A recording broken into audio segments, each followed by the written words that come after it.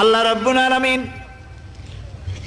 কোরআনে কারীমের ভিতরে নবীজির নাম একটি বারের জন্য নাম ধরে তাকে ডাকেন নাই, বরং তিনি বলেছেন তোমরা পরস্পর পরস্পরকে যেভাবে নাম ধরে ডাকাডাকি করো আমার নবীকে সেভাবে নাম ধরে ডাকবে না। আল্লাহ নিষেধ করেছেন আমার নবীর নাম ধরে ডাকবে না। সুবহানাল্লাহি ওয়া বিহামদিহি। এই পৃথিবীতে যত নবী আসছেন সমস্ত নবীরা হলেন এলাকা ভিত্তিক নবী, অঞ্চল ভিত্তিক নবী।